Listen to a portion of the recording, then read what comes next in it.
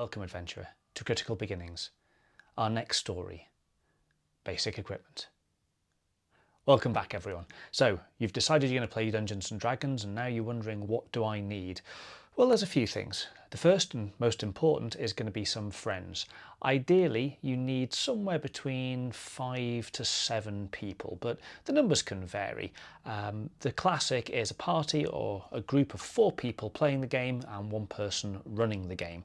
So try and find some friends, and then one of you is going to need to run the adventure. Now, ideally, you want someone who's done it before. If you have no one that's done it before, well, maybe that's something for another video. But for now, let's assume you've got someone who's prepared to run the game and 2, 3, 4 people that want to play.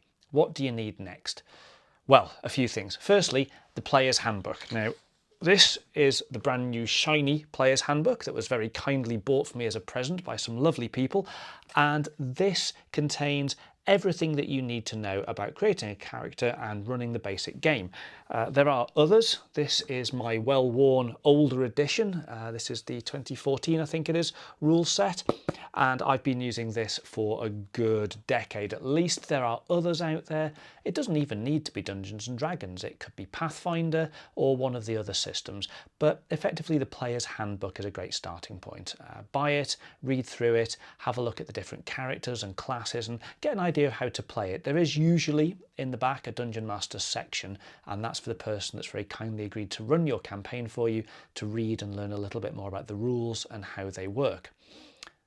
Good. Next thing we need is dice, and there are lots and lots of different dice, and I'm going to go through these in another adventure, and I don't know if you can quite see those there, but they come in all sorts of shapes. There's a little pyramid one, which we call a D4, or a 4-sided die. There's a traditional 6-sided die, or D6. We've got a D8 or 8-sided die, a D10, which is a 10-sided die, a D12, which is unsurprisingly a 12-sided die, and a D20, which you can probably work out for yourself. Where do I get these from? Well, Amazon's a good place, or your local gaming store will have them.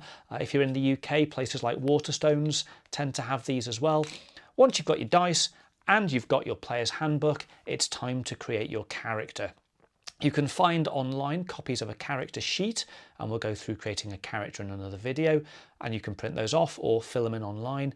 There's also a great website called Dungeons & Dragons Beyond, or D&D Beyond, and you can create a free account and have online characters there. And that's quite nice because you can roll your dice virtually and just have it with you on whatever medium you want. I'm a bit of an old school pen and paper kind of guy, but there are good advantages to D&D Beyond.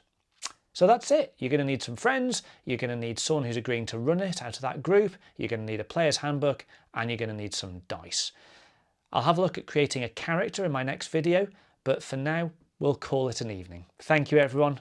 Take care and adventure onwards.